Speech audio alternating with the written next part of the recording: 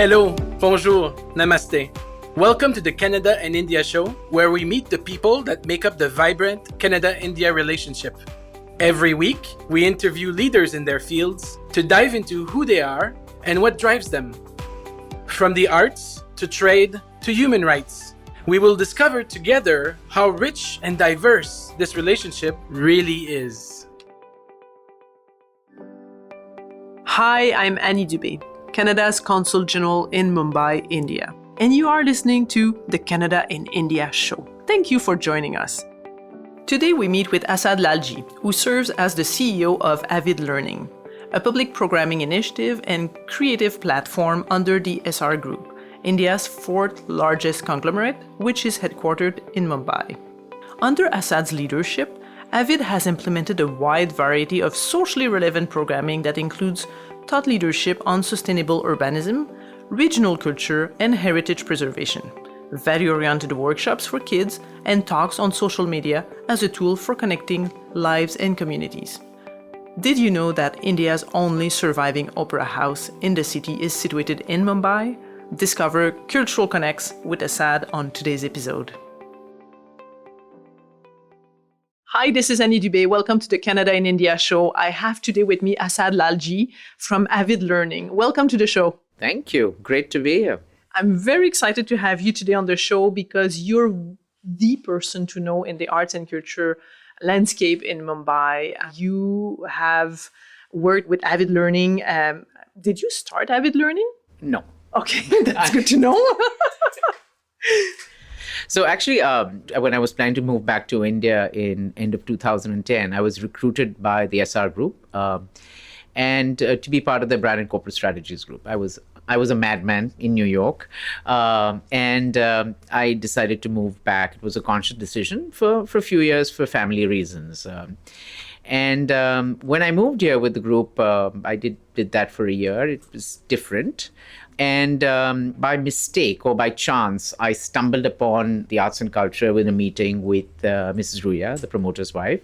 She had started this adult learning platform called Avid. And I thought it was interesting, and I was asked to help. And, you know, when the super boss's wife asks you to help, you don't say no. But I just got along with her, and she's really cool, and she's on my wavelength. It's a very difficult wavelength to match.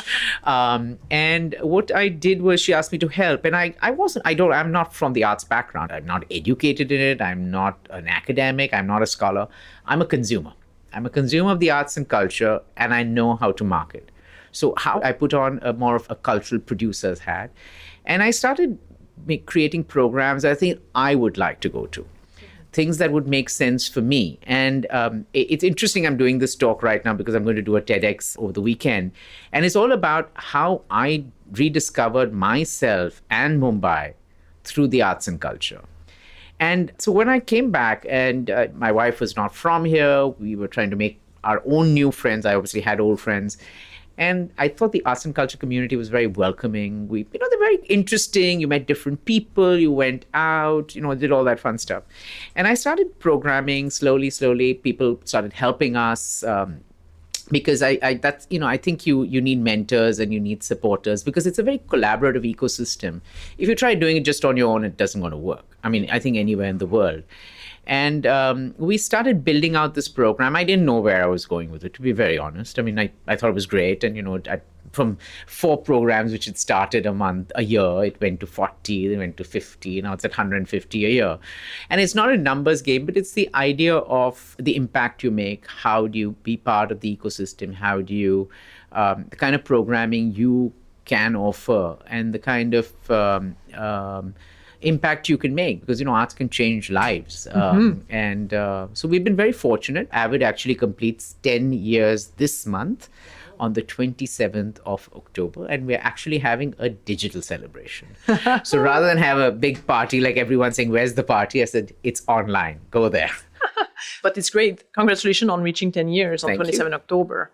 What are the aspects of the arts and culture sphere or space in Mumbai that made it's specific to Mumbai in terms of arts and culture, or there's one thing that you cannot miss on this if you want to enter the sphere in Mumbai? Like there's some specificities that are unique to Mumbai. Would you be able to pinpoint to one or two? I think every city is unique. Every city is different anywhere in the world. I think the way I look at it is the cultural consumption of the city has increased exponentially in the last 9 years when I've been here. Previously you'd have an event a week, 2 events a week. Now, if you open your newspapers and your listings when you see, or you look at it online, there are at least 15 cool things to do each day. So that says people are actually producing these kind of programs, but they're doing it because somebody's actually going there. So I think people are getting more aware, they're getting more open, they're taking in more, they're expecting more. And I think that's one thing. I think Bombay is growing. Bombay obviously has a few iconic spaces. They have the NCPA. And now, obviously, the last 3 years, we have the Royal Opera House that I'm privileged to be the curator of. And this, I'm only talking about a small segment of Bombay, which is the South Bombay part. But there are lots of venues around. There are some iconic festivals like the Kalagod Arts Festival. When I came here, actually, my first program was the Literature Festival that started in Mumbai. And now there are several literature festivals. So, I think it's been growing exponentially. There's some very interesting things happening in the space.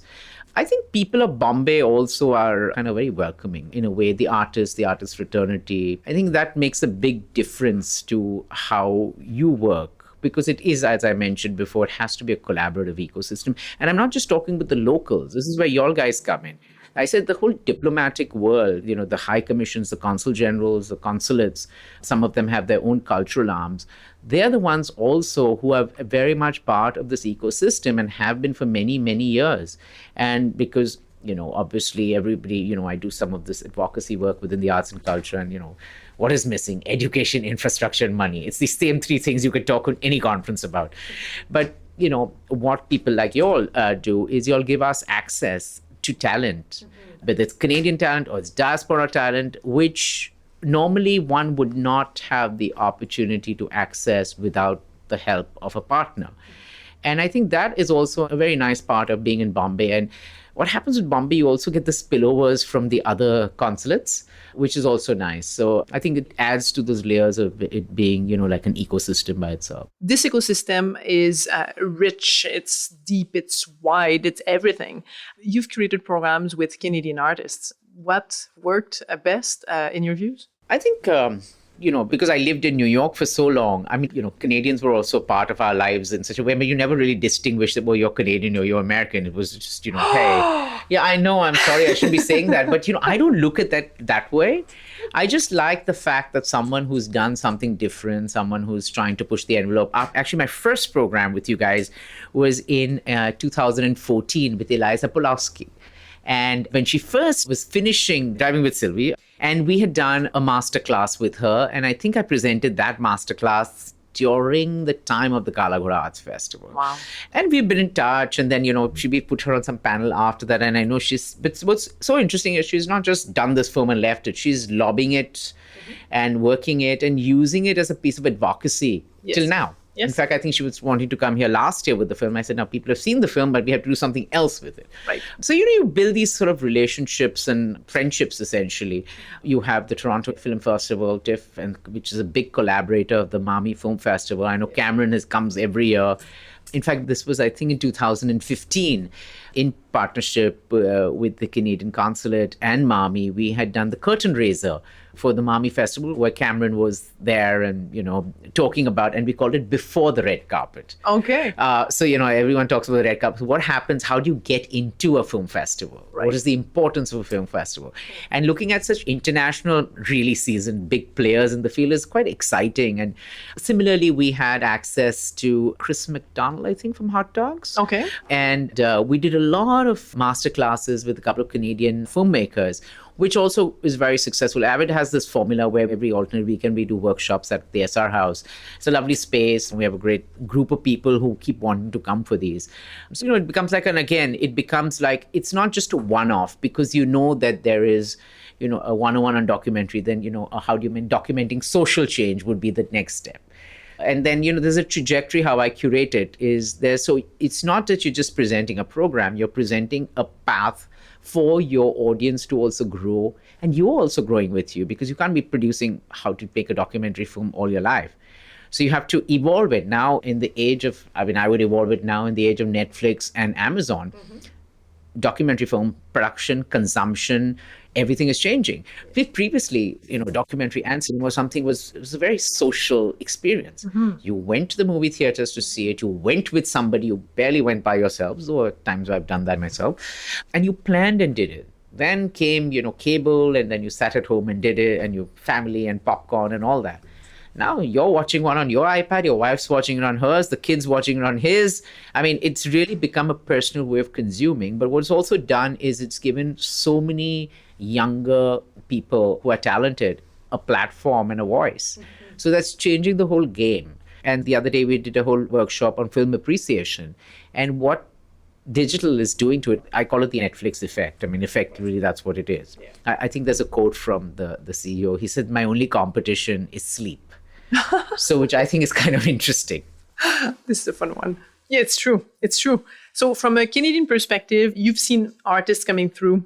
You've seen coming from different aspects of the arts and culture industry. What, in your view, should be done next in terms of, making a bang from a Canadian perspective on the art and culture industry? It's a crowded market, no doubt about that. I just feel, it's not just that. It has to be looked at it in a totality. I mean, I just said a lot of things about the film vertical because you'll also support a lot of film festivals. That's a vertical you all believe in and support in. So there is already the traction and critical mass created. Mm-hmm. We had Paul Saltzman, who came down with his images of the Beatles in India. And I had actually done another event around the Beatles in India, the book by Joy Bose. And then when Etienne and team had approached me for this one, I said, sure, we'll do this. And, from photography, which is not a genre we work on very often with your guys. Mm-hmm. But that was also, so it can't be, I don't think it's any specific industry. I mean, you all have Cirque du Soleil. I mean, that's the mecca of the theatrical performances. Mm-hmm. I think, the other day we had Taslim Solji. So we were doing a conference on advocacy. So we kind of had the opportunity to curate her into the arts management conference, which kind of worked. So I don't think, one thing works. I mean, if, I know very often, I've also had the pleasure of working with a couple of Canadian authors. I know you all support them by bringing them to literature festivals. Sometimes I get access to them to do workshops. But at one point in time, I used to co-curate the Kalaghor Arts Festival literature section. I know we had, I think, Mark Anthony Jarman. We've had a couple of Canadian authors come through. So that's also great. And, I think you guys should just keep doing what you are doing because it's great because, it creates so much awareness and relevance. Mm-hmm. And I'm also very intrigued by the whole diaspora artists, which is something which I relate to a little more. Not that I'm a diaspora, but, I think there's an interesting connect to see how these first generation, second generation Indians are growing up and what they're doing with their art and how it's nuanced differently. Right, because the roots of the Indian art took a different trajectory through becoming a diaspora in another country like Canada. Mm-hmm. Sure. And then, it's also your environment, right? So you'll see a diaspora artist's work in their 20s or 30s from, living in Toronto or maybe Montreal. I like that city. And somebody living in, say, Pondicherry. But you see their approaches. I mean, the same age group, they should be the same, millennials or whatever they are, kind of consuming at the same level. Mm-hmm. But the approaches are so different.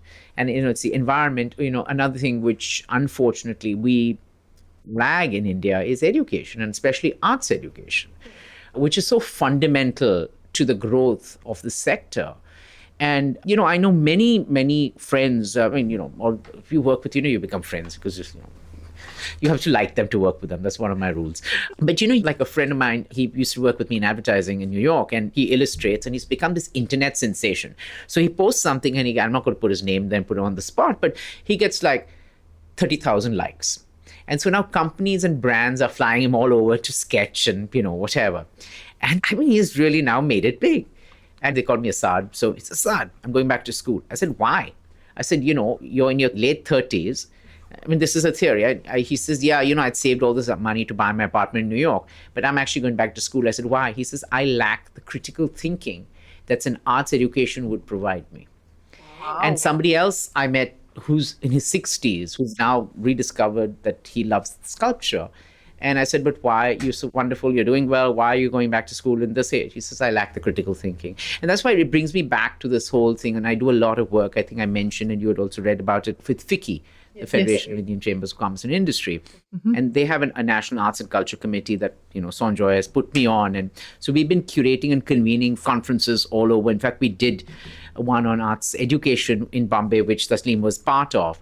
And, with that also, you see, it's so fundamentally important that the education part comes in and, even arts management, because there is no training here.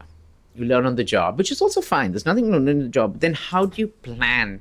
See, because, for arts to grow, it has to be it's an industry. It's an industry around the world. There are proof points that it is a sustainable, viable industry that makes money.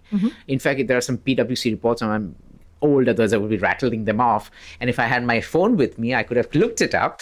But there are, significant data points that actually show the relevance and the formality of this industry, which people don't look at. I want to go back to your TEDx talk. You said the talk will be about discovering Mumbai through the art and culture. Where would you start if you were new to Mumbai? See, mine is about discovering myself and the city through arts and culture. So what happened was, when I moved back in end of 2010, Bombay was Mumbai. The roads were different. We had a sea link. Everything was different.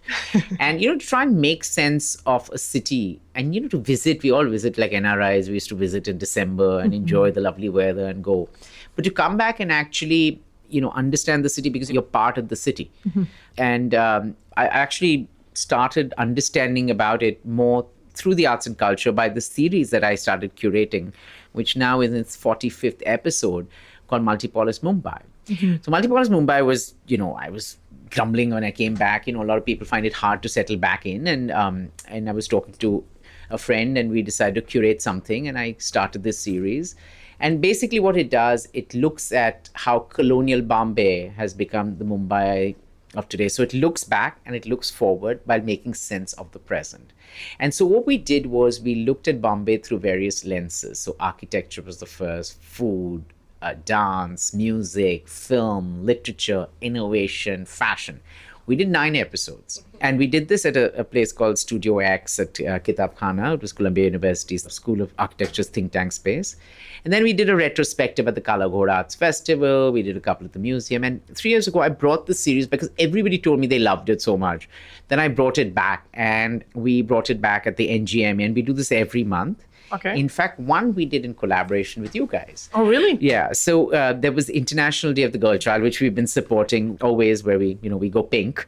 And at that time, Tara was there, and, the girl child gets the opportunity to be CG for the day. Yes. So we had her come in, but it was about philanthropy in our city. And looking at, and we had Neera, who was also your guest here. I think she was the anchor, or she was on our panel. I do so many just blurs at the end of it, but I know she was an integral part of that discussion. And looking at the city through philanthropy and how it's changed. Because, traditionally the role of philanthropy was the Rajas and Maharajas. And then what happened? Then you can't expect the government to do anything. How does it happen versus the private, public, initiatives? And that one we did with you guys. But actually, we have one happening on Wednesday. I know this is dated, but it's on dance in the city. The one during August, we did on independence in the city. Okay. Then last month, we did one on sports in the city. So from all these series on specific aspects from the art and culture perspective, where do you see the biggest change or the biggest progression? It's interesting, but each one is so different. Like for architecture, we looked at the skyline of Bombay and how it's changing, because we look at the skyline now, even for the 9 years I've been here, it's changed so drastically. And, there was this, somebody who projected this one image, and that image was just the side of where y'all are. And he said, you can be any part of the world right now. You're losing your identity because you're cloning these buildings out here. But, looking at the city, looking at heritage, looking at conservation, we did one on wildlife in the city. Oh, yeah? Yeah. It was just very interesting nuances. But then you learn a lot about the history, and you learn a lot about, we did one on gaming in the city. Then gaming in the city? Yeah. Interesting. Video games. But there's a whole gaming, besides gaming, I didn't even know this, but we did another one on alternate identity. So we have skateboarders, we have tattoo artists, we have bibimbappers. There's a whole group of these people who exist, and they're surviving, thriving ecosystem. And, until Gully Boy came out, no one really knew about it, but it does exist. And it so happened that the guy who performed a Gully Boy, I met him at a bar in Delhi, and I actually had him come and do a rap number for me as an opening. Exactly. And it was just, I don't know whether it's serendipity or chance or just coincidence, but that happened. And so it's a very interesting way of looking at the city and understanding the city. And it's been a very popular series. And what happens is we record it and we put it on YouTube. So all 42 episodes are up there. So we can search for Multipolis Mumbai. Yeah. So you and go it's to going to the be on Avid YouTube. Learning's YouTube page. Everything is archived. I mean, I wouldn't say it's the best quality of video, but it is what my budgets will allow me to do. It's not a 4-camera setup, and it's a one single, my guy who does it. But I know he's going to show up and he knows where to point the camera to.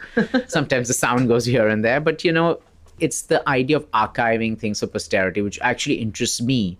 In fact, now I'm going to be going ahead on a project for the Opera House, which is another thing which I'm very passionate and fortunate to be part of, about looking at the archives of Opera House and starting to create one. Wow.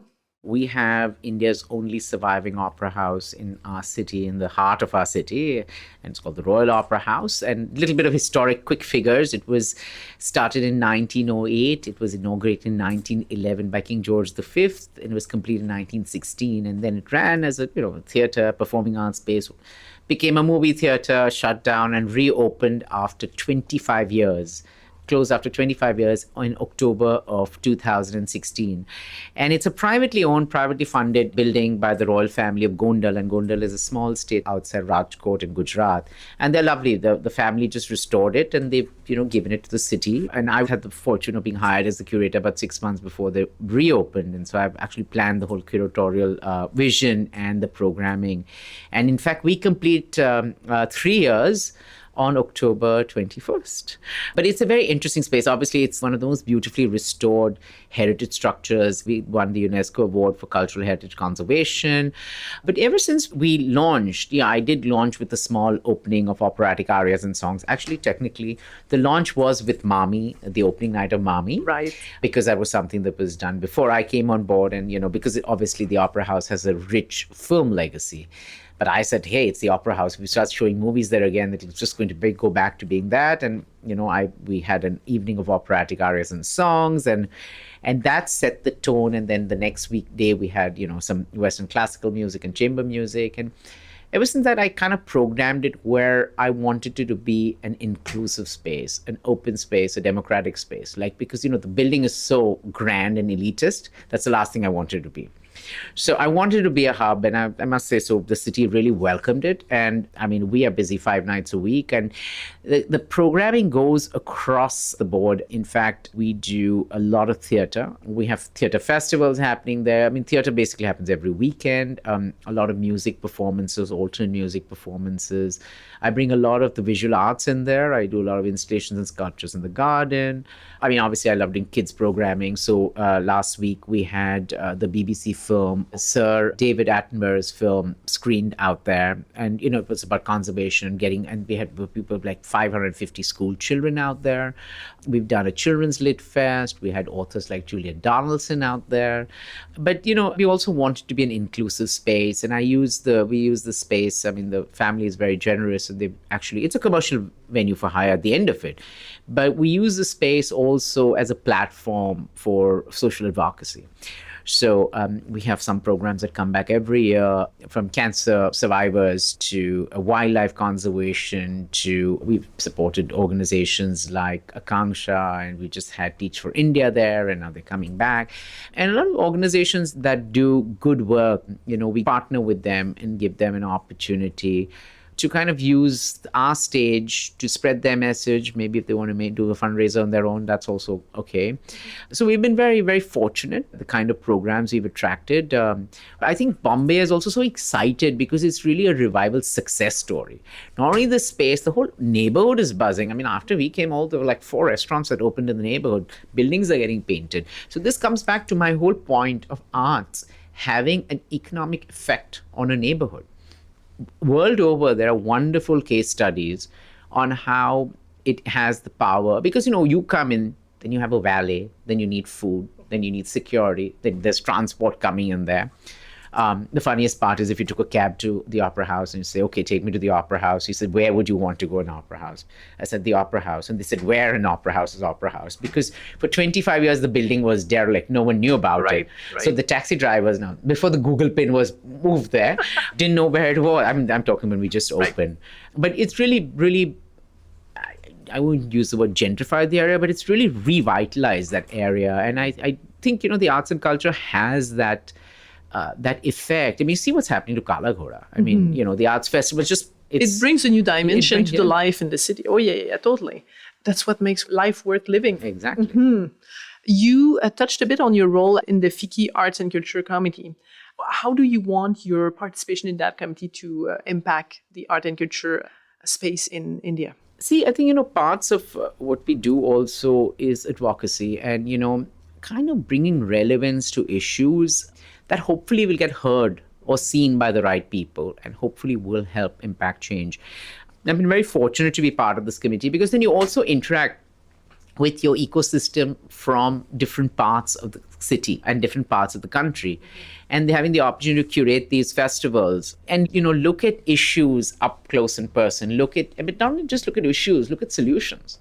Because just looking at issues, we can all come up with them, So what are the issues that are top of mind for you? I mean, it's the same wherever you go, right? It's infrastructure, it's education, and it's money. I mean, it really boils down to these three basic things. But, I'd flip it and say, how can you leverage the power of digital to combat distribution or to combat education? Because there are these alternate methods. The world is changing. The way we consume the arts and culture is changing, whether we like it or not. It's never, ever going to take away from us going to a museum and seeing a piece of art. But people are seeing art in different ways. People are learning about art in different ways. I mean, I'm just talking about visual arts, but even the performing arts. And so I think that these are interesting dialogues and conferences. And it's a lovely thing to get the whole ecosystem, the community excited. And, when the community rallies together, because it shouldn't be like, I'm doing something. I have the firm belief, more logos, the better. Everyone laughs. I said, it looks more colorful. You just have to do something. Everyone can't do the same things. Fine. He said, will you help? I said, fine, give me a logo. And I learned this. I have two mentors in the arts world. One of them showed me this. We laughed. The other said, our message was like 2 inches high. All the partner logos was about 8 inches high in a piece of creative. I'm not that bad. But, I dabbled in the arts and culture also in New York. And I've been a consumer of it all my life. So that kind of changed my perspective and the way I look at things. To look from behind the scenes. Behind the scenes and also being a consumer. I mean, if you like food, you eat food, you'll obviously maybe a good chef, because you're looking at it from the both or sides of it. Or just a good critic. Yeah, or a good critic. Well, everyone's a critic, let's be honest.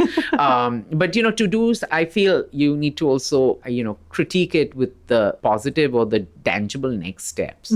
Because what's the point of sitting and being a critic in the art? I mean, it is important, but it needs to be, and, I'm a little more on the optimistic side of things, especially for an industry like this that doesn't receive the love that it really needs. I mean, let's be honest here. Even to validate my job, I mean, it should be funny. I had this conversation over the weekend with somebody, and I said, when I was in New York and I'd go to one of these South Asian parties there, and everybody was a banker and tech. So what do you do? I'm in advertising. Oh, good for you. And they'd walk away. So I was at this party this weekend, this Diwali party, and everyone's these bankers concerned. Who do you? I work in the arts. And, okay. And they were like kind of intrigued, but they didn't walk away. They didn't understand what that meant. So I think secretly they were jealous. That's just my theory. But no, it's a really interesting space. It's an interesting time. I think the industry is growing so fast. There's so many more opportunities. Do you see something coming? Well, I mean, with the demographic in India right now, half of the population being below the age of 25, do you see a new wave of either artists and or consumers? I mean, artists are, every generation creates them, and I feel that the young of today have so many more opportunities. The way they're educated now is also, in some places, is so different that they're exposed. They are producing. I've had these amazing performances at the Opera House where we had these school children come and perform, and the talent. And then this group called Sobo School of Music. There was another one called Battle of the Bands. The talent was, wow, I'm like saying that, I need that one of my, I said, come back here, come back again. It was really, really quality work. And so I think, kids are being exposed to so much more. They're being encouraged more, which was very different a few generations back, a few decades back. Where everybody was becoming an engineer. Yeah. As I joked, when you were in India, when I was in colleges, there's arts, commerce, and science. And as a guy, if you said you were going to do arts, they looked at you very strangely. So you had two choices, commerce or science. But, now things have changed. So obviously the changing of the way people are being educated, it's not drastic, but still there are changes in a nice way, is going to produce more participants in the ecosystem. And I just feel that people are now obviously getting interested in consuming. Sure, you have the screens, which are your competition, but that's one way of looking at it. Maybe they'll consume it on their screen. Who knows? Yeah. They still do, I know. But yeah, I think it's you have to think of it as an exciting time ahead. It's not an easy industry because, it's obviously creativity is never easy. You're dealing with creative egos and not too much money.